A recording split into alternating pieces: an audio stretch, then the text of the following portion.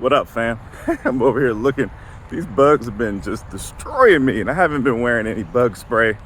I don't know, I probably should, but I get nervous. It's a sensory thing. The other day, this bug flew in my mouth, and all day long, I felt itchy. It is a sensory thing for me. Okay, something I was thinking about on the B side here was confidence. Most people, regardless of race, ethnicity, gender, any kind of orientation, have less confidence than we think. It's a lot easier to have more confidence when you have more privilege, or when you are so far at the bottom, it's just like, I don't care anymore, right? When you are at the polar ends of this privilege spectrum, you actually become more similar than people realize. However, most of us aren't at the polar ends. Most of us are somewhere in the middle. Regardless, confidence is something a lot of us don't have as much of as we think. I've talked to a bunch of friends over the past few days. Some of them very smart white men, some of them brothers, some of them of indigenous Native American backgrounds and other backgrounds, right? And a lot of these people are smart, making good money, but they lack a lot more confidence than you realize, and sometimes than they realize. Through my life, people have assumed me to be confident because I've always been taller and bigger than average. I've been a decent athlete, although when I get put up against my homeboys who were real athletes, and some of them ended up playing pro sports, I wasn't really that good of an athlete compared to them.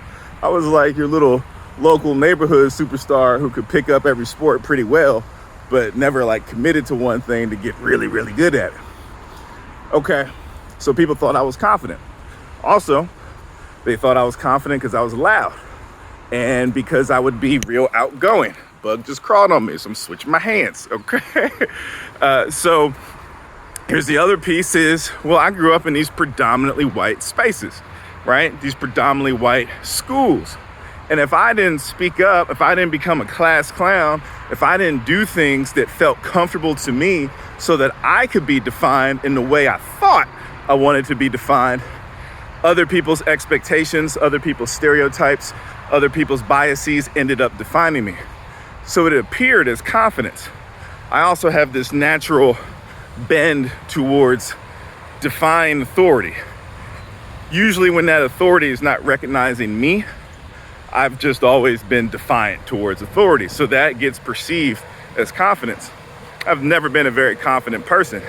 This whole black thing, it does a lot to people's confidence. We don't have a lot of understanding of our background and where we are in this world and our family history like a lot of other folks do. You think about incredible, huge atrocities and genocides that have happened to some other groups of folks, right? Whether it was Jewish folks in the Holocaust, right? Or it was the genocide of indigenous Native Americans, right? The Trail of Tears, a lot of them getting pushed to Mexico and other places. Or even Black Africans having their own genocide by King Leopold, this Belgium dude. It was actually even worse than Hitler, but y'all don't read history, so you don't know. All those people, when these things happen, they had their culture and their heritage, their history, their ancestry that they could fall back on. Black Americans descended from enslaved Africans, we don't have that. We're the only group of people in this world that I know of who don't have that. So our story becomes very unique. We are the original anomaly, if you've seen Across the Spider-Verse. So that does something to our confidence. It can erode our confidence when we're trying to play this corrupted game. When we say, I'm free enough, I don't have to play this game, or at least play it by those rules. I can make up my own rules and be my own thing because your expectations for me are so bottom barrel anyway. I'm just gonna do my own thing. And once you embrace that, you start having more confidence. Now, regardless of your racial, ethnic, gender background, whatever it is, there are other ways that you can find more confidence, especially neurodivergent folks too. There's some ableist stigmas there that help to push us farther away from confidence. So understand your strengths. There's a lot of ways to develop those strengths and understand those. You can get professional help from a therapist or a coach or a consultant like myself. You can also spend some time creating your own inventories. Think about your experiences, your work experiences, your school experiences, class projects, volunteer projects, anything you've been involved in. Make an Excel spreadsheet where you can list all those projects. Then put a piece on that Excel spreadsheet, a column, where you're looking at all the things that you did, all the things you did well. Why did you do those things well? What helped you? Okay, because you were able to organize information well. Well, unpack that. What does that look like? What does organizing information well look for you? For me, it's not so much numerical data, it's categorical data. So things that aren't numbers, qualitative data. I'm really good at seeing patterns and organizing social and psychological data, right? Which is why I've stumbled into this field I'm in now, and I finally have the most confidence I've ever had in my life. But it's a fragile confidence because I'm still a part of this system, right? So you can do these things to unpack and understand your strengths, creating inventories, getting some professional help, and you continue to do these things, and you continue to be you continue to be reflective, because we develop and gain new strengths as we go. And sometimes we lose some of those strengths too, because of different things. Maybe cognitive faculties decline. Maybe your physical faculties decline. Maybe something else happens. There's all kinds of reasons, right? Maybe a pandemic happens and you end up having 2 kids, and then you're in a PhD program, and then the world's going crazy. Everybody's losing their mind. Oh, sorry, I'm back. Right? So there's all these different ways to get confidence.